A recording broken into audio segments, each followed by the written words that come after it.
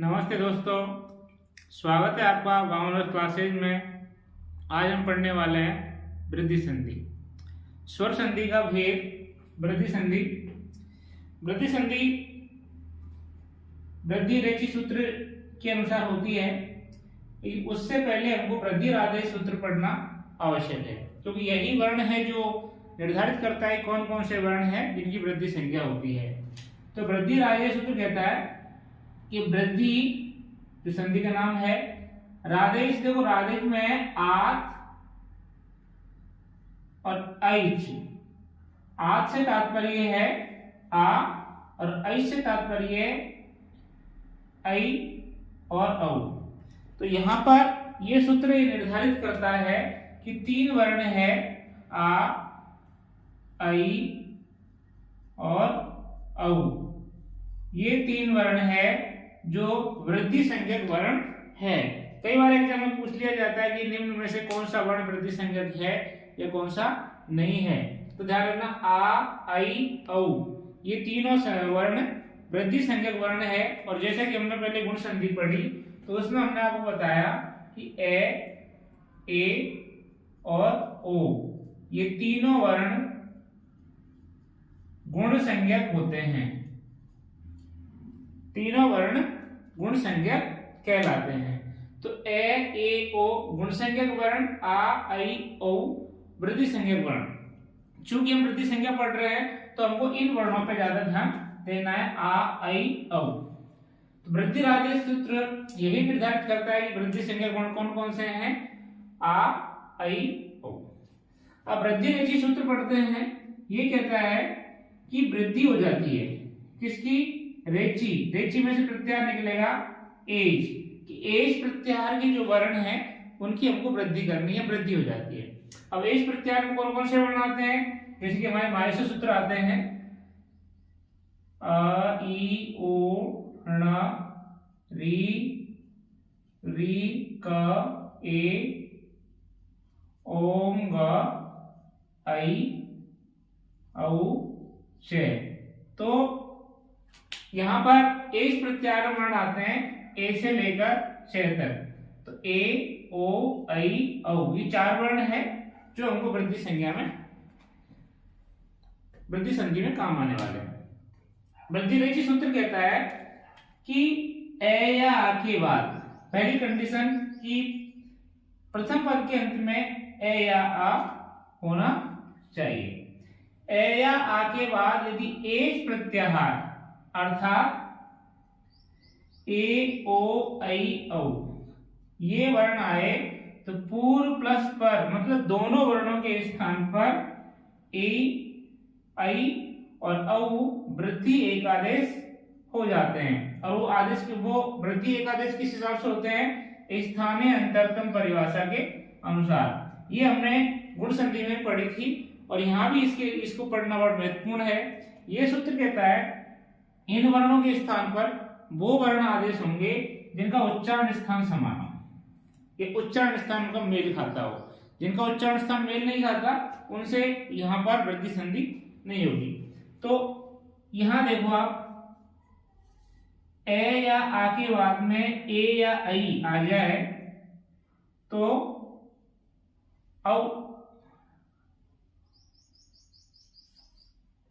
ए या आ के बाद में ए या ऐ आ जाए तो ऐ एकादेश होगा, वृद्धि एकादेश। अब आप देखें, ए या आ जो वर्ण है ये सभी वर्ण कंठ से उच्चारित होते हैं। ए और ऐ ये दोनों वर्ण कंठ तालव्य वर्ण कहलाते हैं। तो इन दोनों वर्णों के स्थान पर वो तीसरा वर्ण आएगा जो कंठ और कंठ दोनों मैच कर रहे हैं और तालव्य हो, तो कंठ तालव्य हो। तो आपकी जो वृद्धि संज्ञक जो तीन वर्ण है आ, ऐ, औ, इनमें से जो वर्ण कंठ तालव्य है वही आएगा। तो हमारे यहाँ पर जो ऐ वर्ण है जो कंठ तालव्य है, इसलिए यहाँ पर ऐ आया। यहाँ पर ऐ को लाने का जो स्थान निर्धारित करता है वो आपका स्थानीय अंतरतम सूत्र ही उसको निर्धारित करता है। जैसे महा प्लस ऐश्वर्यम, महा प्लस में आप देखो यहाँ पर आ प्लस आई आया है, तो आ प्लस आई बराबर आई, ये आई दोनों के स्थान पर आया है, इसलिए ये एकादेश है। कौन सा एकादेश? वृद्धि एकादेश। तो महा प्लस ऐश्वर्यम महेश्वर्यम, अत्र प्लस एवं, अत्र प्लस एकम अत्र एकम, ऐसे कई उदाहरण हैं। अब इसको आपको एक उदाहरण को मैं समझाऊं यहां पर कि महा प्लस ऐश्वर्यम।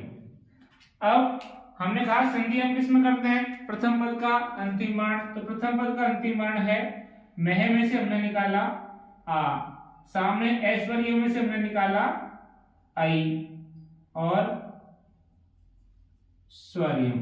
अब हमको संधि करनी है आ प्लस आई में, मह और स्वर्यम से हमें कोई मतलब नहीं है, जैसे हमारी संधि कंप्लीट हो जाएगी इनको वहां पर हम जोड़ देंगे। आ प्लस आई, तो सूत्र क्या? वृद्धि रेखी कहता है ए या आ के बाद में एच प्रत्यार का वर्ण, तो ए या आ के बाद में, या आ के बाद में एच प्रत्यार का वर्ण आई आया है, तो दोनों के स्थान पर वो वर्ण आएगा जो स्थानीय अंतर्गम सूत्र के हिसाब से उसका उच्चारण स्थान समान हो। अब इन तीन ही वर्णों में से कोई सा वर्ण आना है, तीन में से आ का उच्चारण स्थान कंठ और ए का उच्चारण स्थान कंठ तालु, तो इन दोनों के स्थान पर वही वर्ण आएगा जो कंठ तालव्य हो, तो आई। तो आ प्लस आई बराबर आई, ये क्या है? वृद्धि एकादेश। अब हम मह को ऐसे कैसे उतार लेंगे? मह प्लस स्वर्यम, अब है में ए मिल जाएगा तो महई,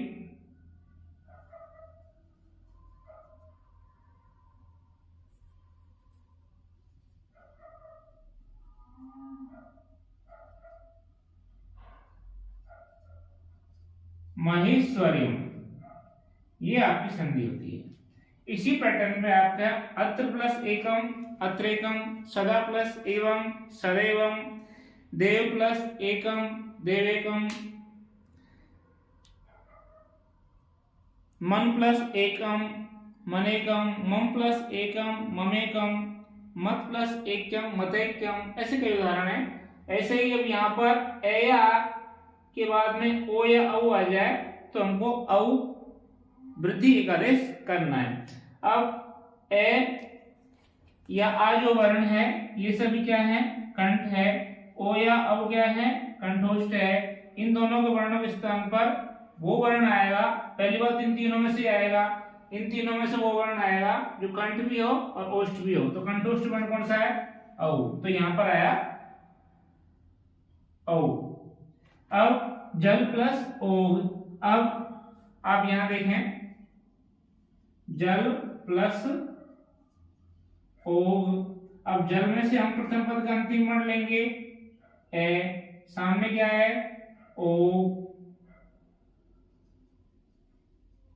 ओ।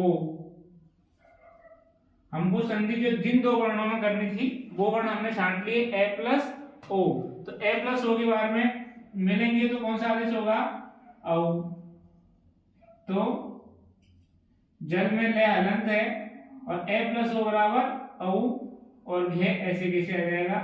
इन तीनों को मिलाएंगे तो मिल जाएगा जलौघ। ये आपका वृद्धि रेखी सूत्र का कुछ उदाहरण काफी है। मैंने कहा यदि आप संधि के नियम समझ लेते हो तो आपके बाद में चाहे कितने ही उदाहरण आ जाएं, आप उनकी संधि या संधि विच्छेद आसानी से कर पाएंगे। इसके बाद संधि पढ़ने के साथ साथ संधि के जो अपवाद है उन पर भी हमको ज्यादा फोकस करना है कि जितनी महत्वपूर्ण संधियां होती है उससे ज्यादा महत्वपूर्ण मेरे हिसाब से अपवाद होते हैं, क्योंकि अपवाद ही वो सूत्र होते हैं जिनसे वो प्रश्न निकल के आते हैं जो मेरिट क्वेश्चन बनते हैं।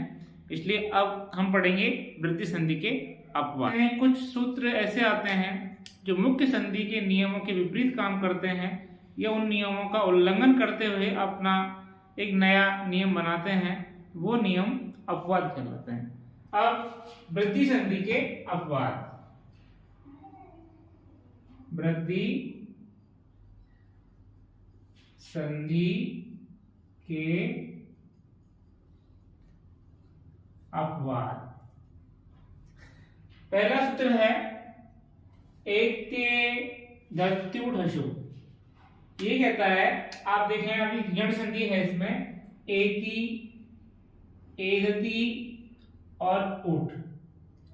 ये कह रहा है कि ए या आ के बाद यदि एति, एदति और उठ धातु आए तो दोनों के स्थान पर वृद्धि एकादेश हो जाता है। अब जैसे ए या आ के बाद तो ए प्लस एति धातु आए तो शब्द बनता है आपका उप प्लस एति। अब उप जो शब्द है, उपसर्ग है, इसके अंत में ए है और सामने ए है। देखा जाए तो ये एंगी पररूपम सूत्र के अनुसार इसमें पररूप संधि होनी चाहिए, लेकिन एति धत्युढशु कहता है कि नहीं, यहाँ पर वृद्धि एकादेश होगा तो रूप बनता है उपैति, इसलिए ये पररूप संधि का अपवाद है। ए प्लस एदति। अब इसका उदाहरण देखो, उप प्लस एदते। अब उप उपसर्ग के अंत में ए है, ए के सामने ए आया है तो ए प्लस ए बराबर गुण संधि के हिसाब से, पररूप संधि के हिसाब से इसमें ए ही रहना चाहिए, लेकिन यहाँ पर दोनों को मिलाकर के इस सूत्र के अनुसार आई होता है तो शब्द बनता है उपैधते। तो ये दोनों जो उदाहरण है ये आपके पररूप संधि के अपवाद हैं। अब है तीसरा उदाहरण, ए के सामने यदि उ आए तो पृष्ठ प्लस ऊह। अब पृष्ठ के अंत में क्या है, ए के सामने क्या आ रहा है, उ, तो ए प्लस उ, तो पर प्लस उपकार क्या होनी चाहिए, परोपकार संधि होनी चाहिए। लेकिन ये सूत्र कहता है नहीं, यहाँ परोपकार संधि न होकर के क्या होगी, वो गुण संधि ने होकर के पृष्ठ प्लस ऊह पृष्ठौ होगा, ओ के स्थान पर औ, तो यहाँ पर वृद्धि एकादेश हुआ और ये गुण संधि का अपवाद है जो आदि गुण सूत्र के साथ अनुसार होती है। अब है ए प्लस ऊ के बाद में विश्व प्लस ऊह। अब विश्व के अंत में ए है, सामने ऊह आया है, ए प्लस ऊ बराबर गुण संधि के हिसाब से ओ होना चाहिए, लेकिन एते धत्युढशु सूत्र कहता है नहीं, यहाँ पर औ आदेश होगा तो पृष्ठौह। तो यहाँ पर भी ये दोनों जो सूत्र है ये गुण संधि के अपवाद हैं, ये दोनों हैं जो पररूप संधि के अपवाद हैं। यदि आपने अपवाद नहीं पढ़े हैं तो वहां पर जैसे ही आपके सामने उदाहरण आएगा उप प्लस एति, तो यदि आपने अपवाद नहीं पढ़े तो आप इसमें पररूप संधि करके आओगे, जो कि एंगी पररूप सूत्र के हिसाब से होगी, जो गलत होगी। इसलिए ये आपका वृद्धि संधि के अपवाद का पहला सूत्र। वृद्धि संधि का दूसरा अपवाद सूत्र है ऋते च तृतीय समासे। ये सूत्र कहता है ए या आ के बाद या परे तृतीय तत्पुरुष समास में ऋत शब्द, समास हम पढ़ते हैं जो तृतीय तत्पुरुष समास है उसमें ए या आ के बाद में ऋत शब्द यदि आए तो वहां पर वृद्धि होगी। जैसे सुसमास है सुखेन ऋत है। अब यहाँ दो शब्द है सुख और ऋत। अब सुख के अंत में क्या है, ए, सामने क्या है, री, तो ए प्लस री बराबर, वैसे गुण संधि के हिसाब से आर होना चाहिए, लेकिन यहाँ पर क्या हो रहा है, आर, तो सुख प्लस ऋत बराबर सुखार्थ। तो ये भी किसका अपवाद है, गुण संधि का अपवाद है। सुख प्लस ऋत बराबर सुखार्थ, किस सूत्र से, ऋते च तृतीय समासे। अगला सूत्र अक्षाद्वय्याम संख्यानम, अक्षाद्वय्याम उपसंख्यानम। इसमें एक ही शब्द है। ये कह रहा है सबसे पहली बात अक्ष शब्द के बाद ऊहिनी शब्द आए, दो एक अक्ष शब्द के बाद यदि ऊहिनी शब्द आए तो अक्षोहिणी वृद्धि एकादेश हो जाता है। तो अक्ष प्लस ऊहिणी बराबर अक्षोहिणी, इसमें मात्र एक ही उदाहरण है, अक्ष प्लस ऊहिणी बराबर अक्षोहिणी। अगला सूत्र है प्रादुर्होड्योडेश्य सु। यह सूत्र कहता है कि प्रय उपसर्ग के बाद यदि ऊह, ऊढ़, ऊढ़ी, एस तथा एस्य शब्दों के आने पर वृद्धि एकादेश हो जाता है।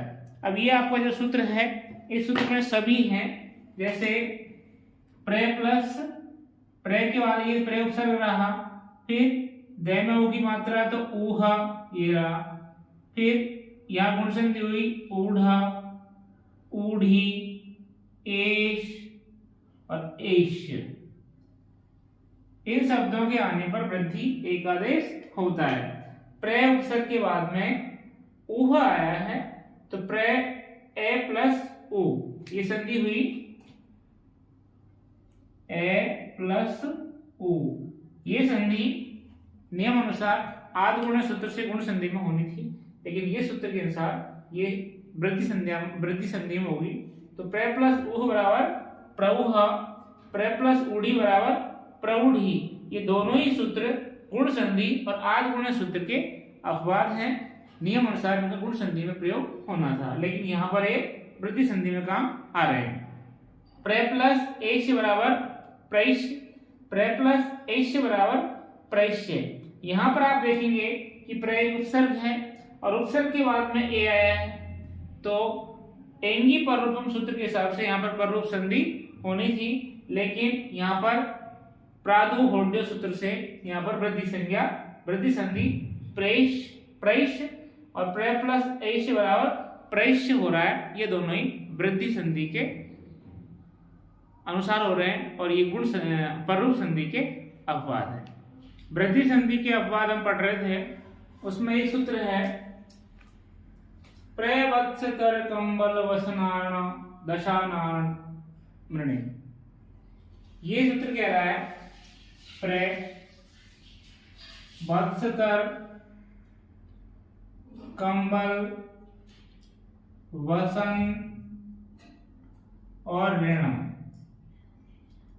दशन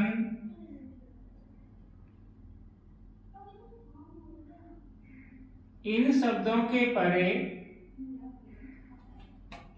ऋण शब्द के आने पर वृद्धि एकादेश होता है। ये शब्द यदि आए और इनके सामने यदि ऋण शब्द आ जाए तो वहां पर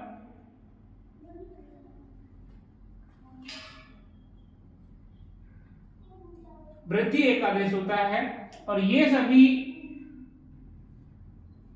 आदेश गुण संधि के अपवाद स्वरूप हमारे यहाँ पे आता है। ये सूत्र है, उदाहरण है प्रय प्लस ऋणम।